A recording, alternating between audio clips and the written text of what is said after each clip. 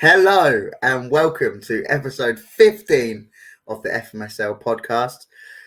Change of scenery today, so to speak. I am your host, Chrissy, and today, of course, you know he's always going to be here. We've got Cameron. Cameron, come on in. Hey, there we go. See, that weren't too bad. I thought I had we're having a little bit of fun. You've got to have a little bit of fun. Why am I blushing? Oh, We've done this like 15 times now. You're doing a very good job. Thanks, mate. Thanks. So anyway, here we are for episode 15. It's going to be a little short and sweet pod today. We're just going to do a recap on the week gone by. And then I'm going to give Cam a few questions, give him a little interview for a change. And yeah, we're just going to mix it up a little bit. Not because no one wants to come on the pod, because we just want to give you people us to. That's what you want. Yeah, that's what the people want. That was exactly 1.3 people, 1.3k of people wanted to see the last time. So, we're back. It's just us. It's just the two of us. And Yes. it's gonna be different. It's gonna be interesting. It felt weird not doing that intro there. It did feel really weird, even though it was my idea. It felt very weird. I know. I panicked as well. That's never happening again. That's never fucking happening again. So this week in the league has been different. I've not done as well as I thought, and it's terrified me a bit. I have lost a few games now. I've lost 4 games out of 8. I'm starting to panic. Like, you've done all right though. Yeah, well, I mean, yeah, you've lost 4 games, but I mean, you played. But you played Haaland FC, Sticks Asses to manage to get the sideboard going. Do you know what I mean? He's finally worked something. You played Bologna at 7-7, absolute thriller, and then you managed to get another win there. And there's your other game against Boca Juniors. Come on, I mean, yeah. And then I've just played. They've just come Henry down as well. Yeah, just played Henry, who's sitting pretty at the top of the league after 10 games with 21 points. It's a bit of a rise, isn't it? From coming straight up from League 2, he's trying to do what you do, Chrissy. Yeah, well, I wouldn't say you have to panic at the moment, Cam. I mean, there's still a lot of football to be played, a lot of points to be gained. You got Dan Bicker, who we always big up on this pod, so that'll be a tough game for you. But I think once you get them games out of the way, no offense to the rest of the league. I mean, you got Jimmy next week. Oliver might be a bit of a tough game, actually. Yeah, Oliver will be a tough game. And then rounding it up, Celtic and Kev Hoffenheim. Oh, I wish this was the other way around. Panic. Yeah, I'm already panicking. Yeah, I think, to be fair, though, like, Dan will either get going or not. To be fair, right, I've held off playing him tonight for the simple fact I didn't want to be totally depressed on this podcast. No, exactly. You've got to have a little bit of positivity. Yeah, I mean, to be fair, I'm glad I played Courtney and Haaland FC before you got going. Like, I can't lie, because that would have been a difficult one. The 7-7 with Ross was just mind-numbing. I think, I've had a few good games, but do you know what? Probably a couple of weeks ago, I started bigging myself up and my team up, and now I am a little bit worried. I can't lie. I'm very worried about. I'm more worried about not gaining enough points to win the playoffs. I'm not bothered about relegation, because I think there's at least one dead set relegation there. Personally, I know he stayed up last season, but Jimmy. We love you, Jimmy. I love Jimmy, but I just can't. I can't see him. I mean, he did just get a result against who did he play? Who did he play? Oh, Courtney. He played somebody. Courtney. Yeah, he beat Courtney 1-0. Like, I mean, that in itself is a good result. Yeah, I think it was Courtney. You've got to take them results, though. You've got to take it. You won 1-0. Okan Koku. Yes, my boy. Oh, yeah, you did. Yeah, because you commented his name. Yeah. Koku. I had him last FM, yeah. Yeah, I swear it was me who sold it to you. Yeah, it was. But yeah, mate, I think it is going to be a tough league to get out of. You have got a lot of good teams that have come up and some good teams that have come down. I know Kev's hovering around relegation zone again. I can't see that myself. You never know the FMSL. It could go this way. I mean, Danny's bouncing back. Liam's there. Oliver is always going to do well.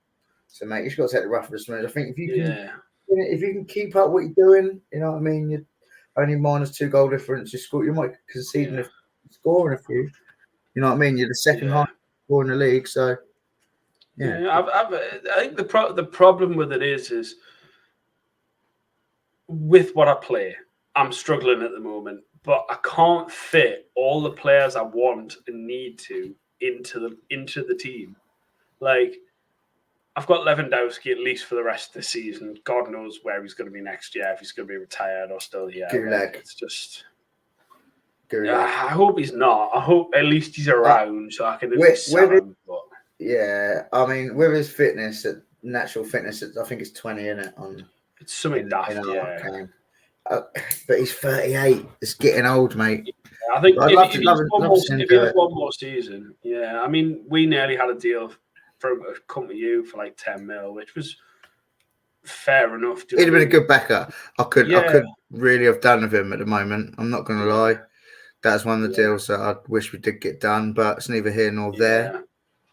I think it's one of them where it was one of them where it came at an awkward time after the window basically had closed kind of thing. It was kind of after the draft and there was a lot going on and I had a bit of a rough week in terms of life and I was just a bit like I did lose the plot a little bit, but I mean I can't remember how many goals he scored.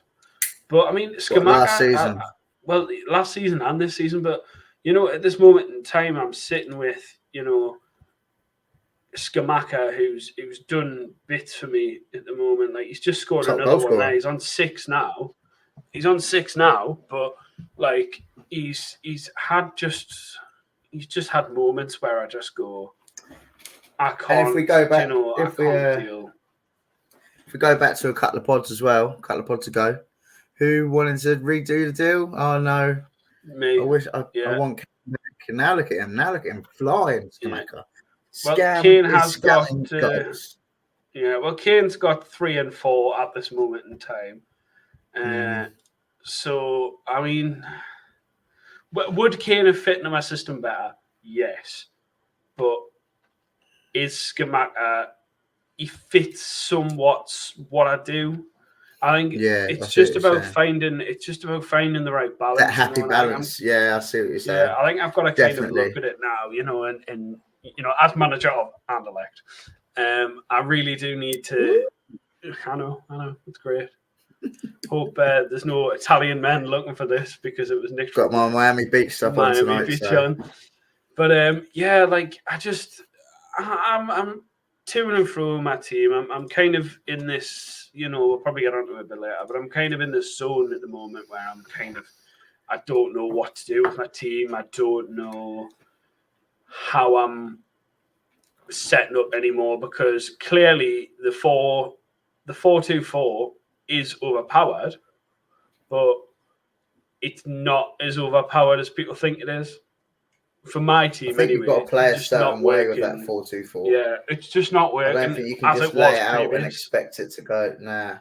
Yeah. I think there's a system it worked last season. It worked last season, and it's worked to a varying degree this season. But in the last couple of games, I barely had a touch of the ball. Like, you know what I mean? Like all the highlights have been for the opposition, and the goals that have been scoring. The goals that have been scored are just—it's not mounting up, and I've got a good team, and it's a little bit heartbreaking at times, when you've literally had pretty much 60% of the possession and 60% of possession, and you've had like 10, like you've had like less than 10 shots, but nearly all of them have been on target, and you've only seen one highlight, and the other ones went doing the other end and scored, and he's went and scored 4. Do you know what I mean? He's going, what's going on? Like I've just had that against Henry, where I've had him on the ropes, possession wise. I've had him on, and then all of a sudden, he's just out of nowhere. Balls went through, and he scored. Balls went through, and he scored. Balls being crossed over. Defenders have just stood there. He scored. and there's nothing you can do with that. Do you know what I mean? There's very little like you can do. So I think it's going to have to be there's going to be a change in my system. Whether that's going to be bringing in Lewis Miley to play behind a striker, probably Skamaka or Koku. Do you know what I mean? Like, or if it's going to be changing to a 4-3-3, or if it's going to be changing to a 3 at the back system. I have no idea. Like, it's kind of see the thing is you say about this 4-2-4, and I know a lot of managers in the league do it. Obviously, it's quite an attacking formation.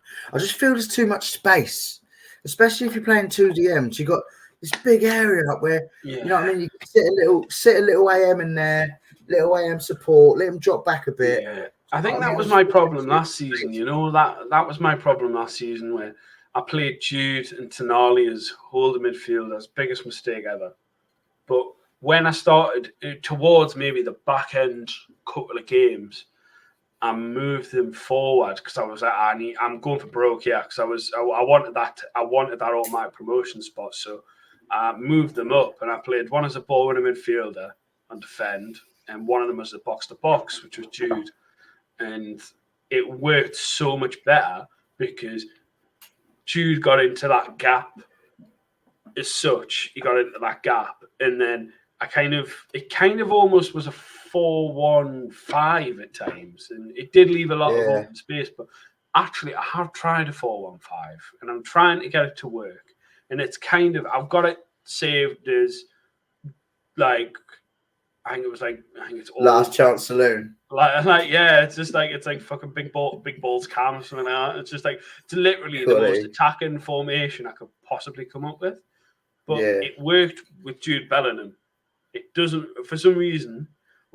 Like Jude Bellingham in behind 2 strikers. Jude Bellingham scores for fun, but Jude like putting Martin Odegaard in there as a second striker, as a shadow striker as it's called. Like it just didn't work the way I thought it was. Nah. And it really it's bugged me a little bit. So I'm trying to go back on that, but it works. Like you get a lot of the ball. You've got your wing backs coming in and pushing inside, and it does work to a degree, but it's hard. Like obviously you found a really good balance with your formations and stuff, like and your players, and I think that's what I need. I need that balance, you know. I think it's about trying to keep a bit of consistency up as well. I mean, you look at the way I played last season with Odegaard. All right, I'm quite simple in my formations. I do like to keep it a 4-3-3 with a DM. Do you know what I mean? Quite a bog standard. I sometimes mess around with player roles, but I mean, with Odegaard, I had him and Musiala in the middle. I was playing Odegaard as a CM attack, banging in goals, as you know, getting forwards, supplying the strikers, sorting out the wingers. And it didn't work with Jude, as I've spoke to you before about it. And obviously you said, look, play him box to box and just watch him roll. And mate, he has been rolling. He has been doing well, not obviously as well as I want him to, but I think the box-to-box midfielder is always going to have a step back to a CM attack. There's not going to be as much go to it where he just knocks it around. And but I think that's where you've kind of got to look and go, right, okay, I get a little bit more defensive solidity, you know, and it's kind of you're looking at, right, okay, well, that makes more sense to go from... To go from Odegaard to it's a different player. Like me and Oliver Ronan were on Discord before, just having a chat about it. There was a thing in the FPL group. Whoever's in the FPL group, you'll know. They're always having a debate. They're always having a rant. There's always somebody getting annoyed. And Chrissy, you'll know what it's like in there. It can be like it is like the Alamo, isn't it? It's a bit mental. But we were talking about it and. We seen a conversation on there and we just started talking about ourselves, best goalkeeper in the Premier League era, best defender, best midfielder, best striker. And we got on about it and we looked at it and you're looking at, all right, if you think of your midfielders as such, the first 3 midfielders you think of Premier League era, Scholes, Gerrard, Lampard. They're your big 3. You're always thinking about them big 3. But there's always that debate, and you see it on every football podcast. Every football podcast you see it, and it is Scholes was the this and Lampard. Oh, well, look at how many goals got Gerrard. Look at the complete all-round player. They were all different players. They were all you've got to find, and you've got to find. And if Spenny and Eriksson had a lovely little time machine and had to come forward and seen this 4-2-3-1 and looked at it, maybe you could have fit. Lampard is a 10 and Gerrard just sitting off doing that kind of ball to ball, and Scholes as a DLP, and kind of you could have fit that in instead of just going, oh well, we'll play 4-4-2 because that's what England do, and we'll stick Scholes on the left because that works. Do you know what I mean? Because it's definitely evolved. Don't you think it's mad how 4-4-2 doesn't really work in? I think FM. FMSL can tell you it definitely doesn't work. But yeah, I have used league saves. Yeah, I have used it. I will have used it in FMSL when I've been under the cosh and I've went right, okay. You'll remember the formation I used. You'll remember that formation I used to play with the complete wing backs up as wing backs, and then my two defenders, my half back, my two in the middle, one and then a two up front. And there was one game I was just getting bad on the wings, and I can't remember who I had somebody who could play on the wing there and I ended up going to a 4-4-2, a makeshift 4-4-2, and it worked a treat, and it worked, and I went, yeah, I'm going to stick with this. It was when I had Cologne. That's when it was when I had Cologne, and I had Mbappe playing left midfield because I just couldn't. I didn't have anybody else, and he was the only one out of that system that could somewhat play on the left. And it was it just didn't really work, but it worked as a whole because I was just getting battered on the wings, and it changes. And I think that's the beauty of football and Football Manager as well. You can you see the patterns that work a little bit more. In reality, if you played a 4-2-4 in the Premier League, chances are you're either one of the big six or you're going for broke. Do you know what I mean? It's the same in this as well. You're either going for it and you're just not caring about the result, and you just want to, score as many goals and have as much fun and much attacking players, or you are absolutely in the shit, and it is the second half of a game where you're going to get relegated, and then you went through. This is as balls to the wall as I can go for now. I'm 1-0 down. I need 2 goals. Stick an extra striker on. Move the AP up, and then we'll just go for it. Do you know what I mean? And that's the beauty of it. But I feel like in FMSL, obviously, it can change. It can change. Yeah, it does all the time. Especially with teams up and down the league. Yeah, you look at the trends for the formations. Over the years, you've been here a long time, and Jake would probably say the same, and there's a few of us who would. The trends have changed, and people have played three at the back last season was a popular thing. The 4-2-4 is popular now. The 4-3-3 was popular in 21. Massively in 22 it was kind of just. If you can get more strikers on the pitch, you're gonna score goals. Yeah. So it was kind of if you can get as many attacking players on the pitch as you can, great. Just that'll work. And it's changing all the time. And obviously, we spoke to Jake. Not saying too much, but we spoke to Jake in the last podcast afterwards, and obviously there is going to be huge changes for 25. That's going to affect us, and obviously that's just from what we know from press releases and I think it's going to change massively, and we all know it. We all know it's going to change. Yeah, I think I think the game has to evolve every year. You can't have it, otherwise people get bored. People get bored of the same thing. I know people can play. There's some FM gamers that love that they get stuck to a certain FM. You see it all the time on Facebook, on the groups and things like that. People play leagues till they're 200 years old. Do you know what I mean? They just keep going.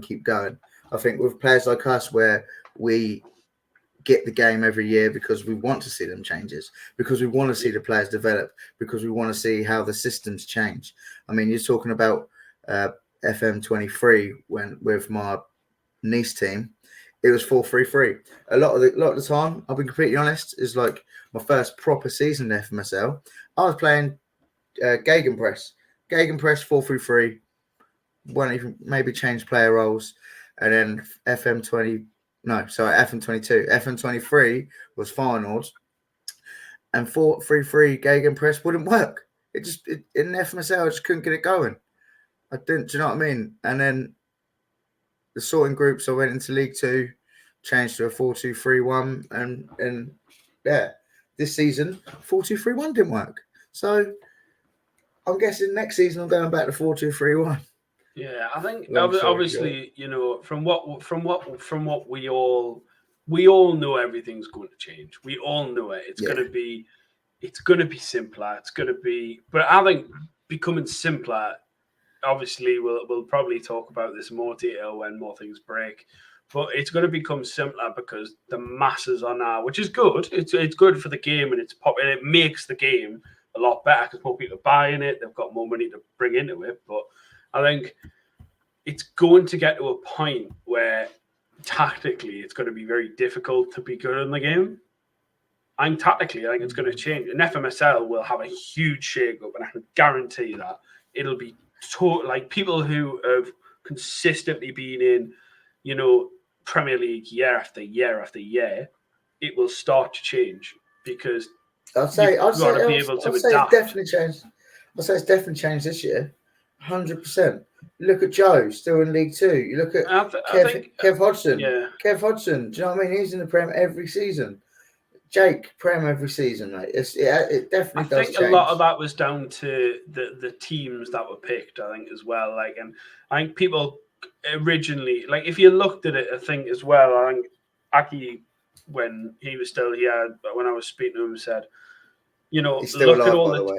Yeah, you're still alive. He's doing well. He's there's no European Championships for him, but he is. Yeah, but you know, he was saying, look at the teams and look at the budgets for the first season of who is in the top ranks. So look at the top, you know, the best teams that were in there. Do you know what I'm saying? The best teams that were picked in the sorting groups, they are all nearer the top, and that stands to reason. Because I agree. You kind of kept most of the same squad. You only got 13 transfers, and Andy spunked all of them on players that were already in the database. So, you know, and it's hard to, you know, it's hard to look at it and go, oh well, Anderlecht, they're a good side, because in reality they had about 4 good players, and all of them were aging. You had Thorgan Hazard, who I've re-signed for some bizarre reason. We had Kasper Schmeichel, who was like 36. We had Jan Vertonghen, who was 36. And who else did I have? There was somebody else, and he was in his 30s. And I'm going, you can't say that your team's good and you're predicted to do well because. Do you know what I mean? It just doesn't work like that. Yeah, of the name. Yeah, because the name and if you look at Freiburg and Strasbourg and you look at them in FM without any of the FMSL players, you will see that they've got good players and they've got good wonder kids. They've got good players.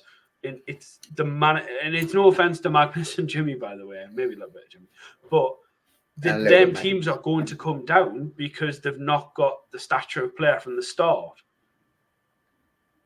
Yeah, it's just a fact. Yeah.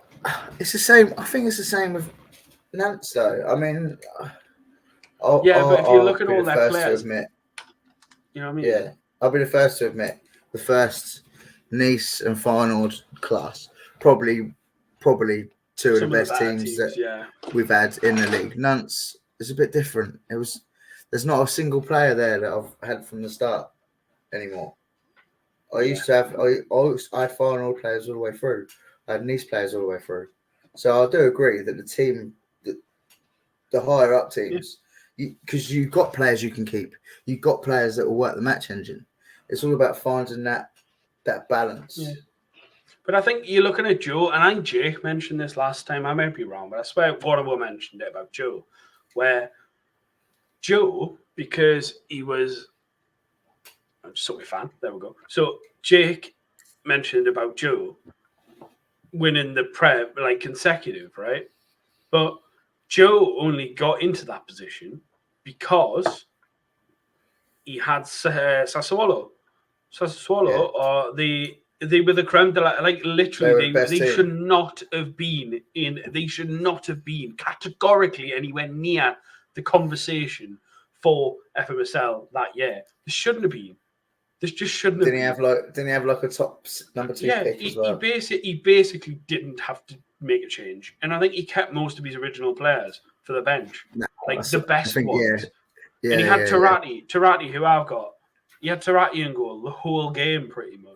He was just a young kid. He was like, he'll improve. That'll do. I'll just sign 2 shit backup keepers. Because there was no point because he knew he had somebody to grow.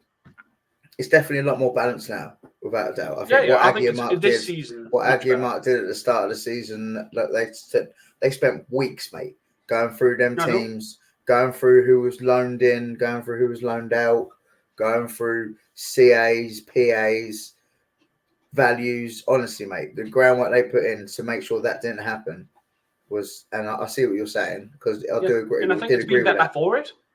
It's been much better for it. Oh yeah, 100%. 100%. And like you say, it's like now you're starting to see the people that, I mean, another thing, come back to you saying about tactics and that, how it is going to change and it's going to be a bit harder or simple, whatever. You put in the groundwork, you play FM, you know what works and what doesn't work. You know how you want your team to play. It's the same with transfers. If you put like transfer week, me and you, we're scouting, we're talking about players in the database. Do you know what I mean? Like just before the transfer week opens, people who want to put that effort in and build that team usually are successful. Yeah, and I think and I think that I would say that's correct to a certain degree. But look at Joe now. He was talking about Joe. You know, he thinks he is good at transfers, and he is. And I don't want to give him a big head, but he is.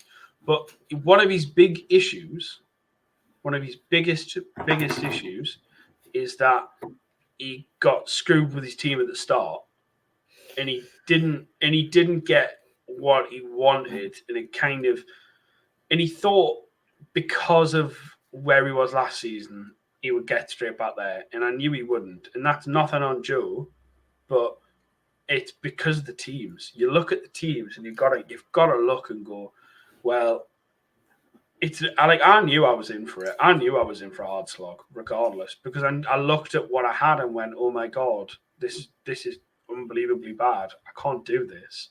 Whereas other people were like, "Yeah, can do that, no problem." Like Girona, Aggie got as much as Girona are doing well now. At the time, Girona were just on a lucky form streak. Girona's team is great. Like in real life and on FM, like you kind of got a bit lucky, but I wouldn't say it's unfair.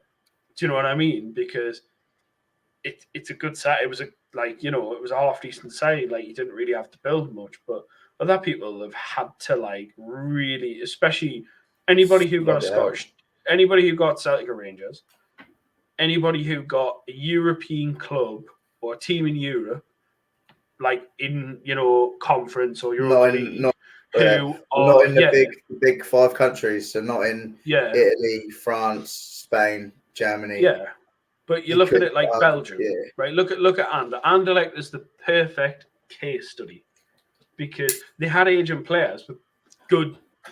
I wouldn't say good CA, but decent CA. But you look on the alternative side to that. Look at you. You had a team full of decent-ish kids and a few, journeyman kind of thing, you know what I mean? Like a few people who've been all over the French league. And I'm in Europe and you're just in the French league. And the difference if you played them in a normal game of FM with the normal teams, I'd get slaughtered. The quality is different. So it's you've got to kind of balance that with everything. And FMSL's, it's always a mixed bag, but it hit me hard this year trying to work around tactics, and so how long I've spent trying to work tactics and everything, signings, and I've spent ages on spreadsheets working out who was the best goalkeeper to sign. It didn't matter because my team was wank anyway, so it didn't matter who the fuck I signed. I could have signed Edison. it would have made a bit of difference because the defense in front of him isn't good enough. Do you know what? I used to think that as well. I generally used to think that. I played Oliver today, and he's got Allison in goal. Mate, I had an XG of 3.3 something, and he beat me 3-2. Oh, mate, like I had so many highlights, and the one thing that ruined it for me today was my goalkeeper. It was my goalkeeper. One of the goals is to come charging out when I've got him on goalkeeper defend. So I'm like, don't come charging out. The third goal, the ball's gone up in the air, and he's just stood there. I think that's and they scored it. And Griezmann scored a header. I can't knock Oliver for it because it was a great press to get to that opportunity. Yeah, but it's just I know what you mean. Made a difference. Yeah. But I think that is because I think a lot of that as well though is down to the engine and down to the game itself.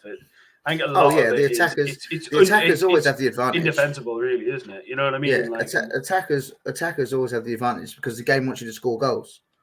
Do you know what I mean? It's very rare. I mean, it does happen. Don't get me wrong, but you get a 0-0. Very rare, very rarely. There's always a few goals. I won 1-0 against Monza last week, and then you get extremes where it's like 7-0, like you did against Bologna. But definitely, it always favours the goals. That's why you see some of these keepers do these things. You think, what are they doing? And the next game, Allison didn't really do much. I scored twice, 1-2-1. It just I think again with the game being on the FM22 match engine still for versus as it is. Yeah. It fucks you. It really does fuck you. Like you see it and you know it's got to get changed. It's got to get changed. Especially with the whole new game developer. I think it will. I mean, to be honest, who knows? Versus might not even be there next year. Yeah. I reckon it will. Look. Let's not put a down or anything. All right. Let's just keep positive minds, positive thoughts. I know, but you've got to look at it as a whole thing. You know, you've got to look at it and go, right, okay, this is what's happening, this is what's going on, and you deal with it. But I do feel like, you know, we've turned a corner in terms of FMSL. Like we're seeing with Jake last week, like at one point they had 12 people in the whole league and now I have 40, and we've got people talking about the league. We've got people looking at the league, you know, from all parts of the world. And I think that's a great thing for us. But definitely, you know, it is what it is, and we're just got to kind of push on to the end of the year and see what comes out in FM25. Obviously, we will still be here, but we still got two windows yet, bro. I know. Two windows. I think it's 3 windows. I was going to say don't start misinformation because Jake started that, and it's not ended well. And speaking of Jake, I beat him last week and all. Just like to say, just to let him know. Was that a double? Anyway. Wow, it was 3-1. All right, it was 3-1 to me. Smashed him in the first game, and then the second game it finished 2-2. I did disconnect about 73 minutes, but I had Danny waiting. I was like, just play on, and he equalised. But it was coming. The goal was coming anyway. And Dan Bicker, Dan, who you're playing this week, mate. Yeah. I sold Jacob Ramsey to him. Yeah, Jacob Ramsey tore me a new one. I lost 4-2 in the cup to him. So yeah.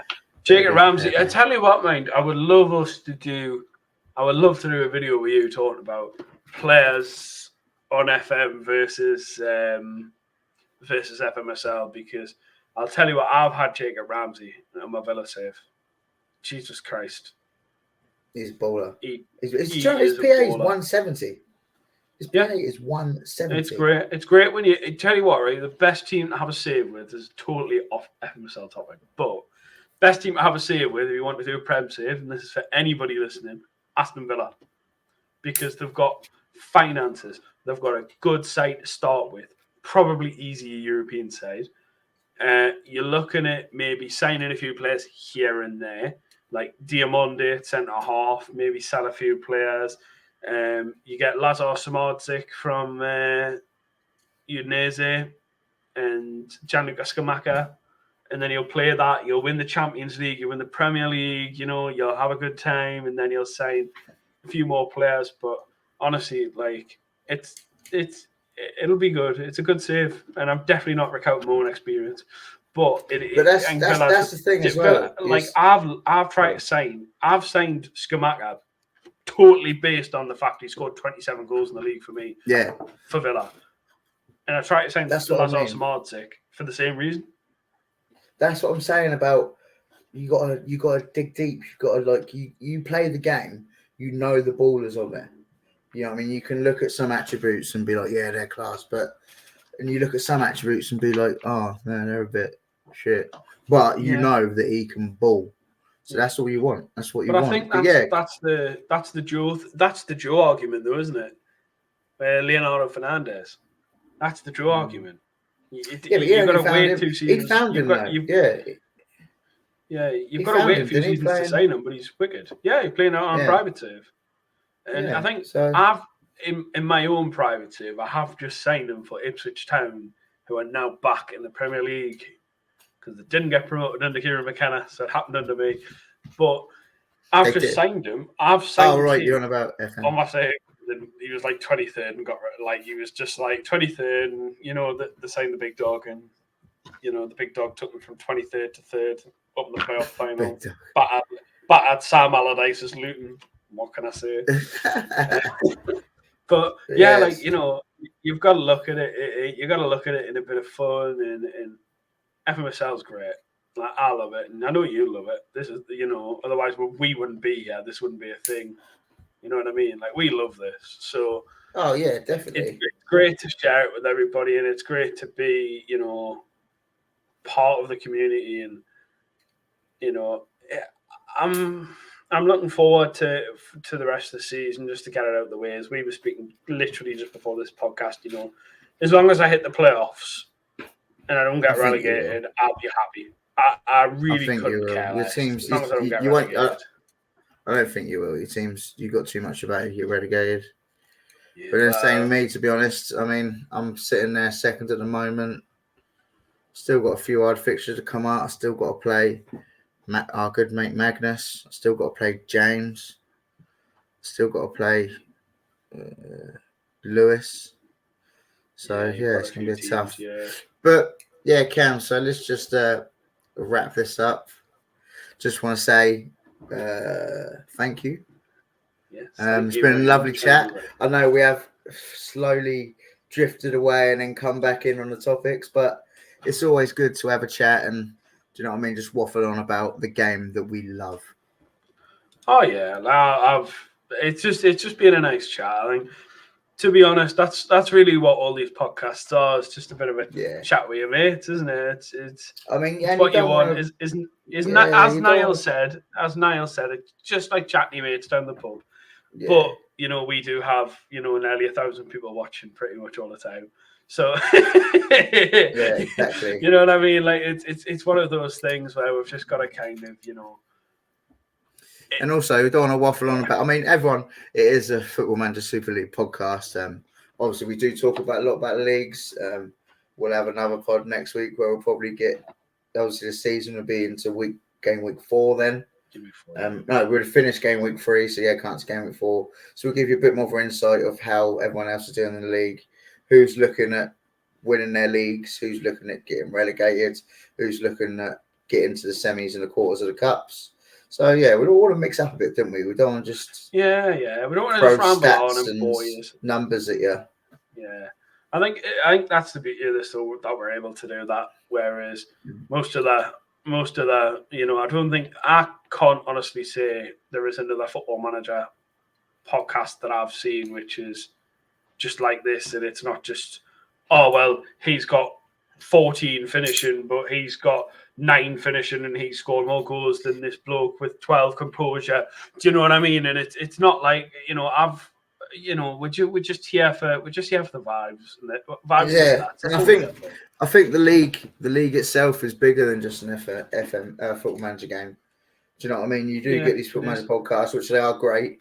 Like I enjoy listening to them, finding about different players and people's saves, and I mean this is about a league that we do Do you know what I mean? That we spend a lot of our time in free time. We enjoy doing it. Do you know what I mean?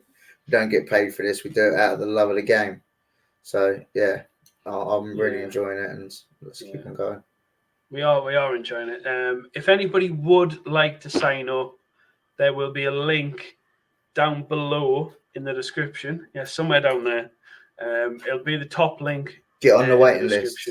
There's always places opening up. There's always places people leave for personal reasons, for work reasons, for whatever reason. Yeah. So if you want to get involved, mate, get your name down on that waiting list.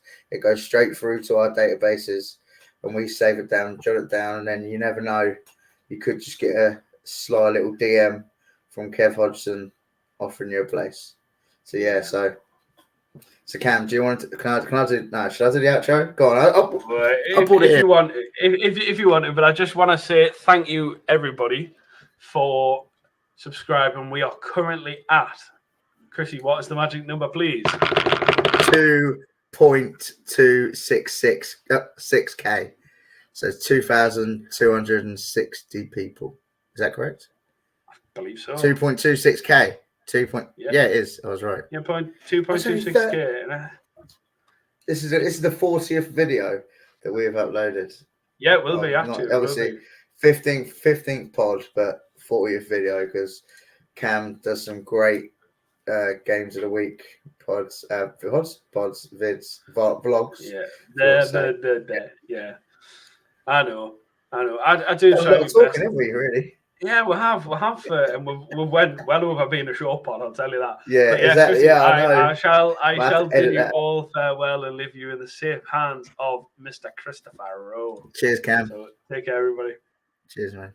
Right, thanks again, everyone, for tuning in. I hope you enjoyed it, and hopefully we'll see you again very soon. Cheers.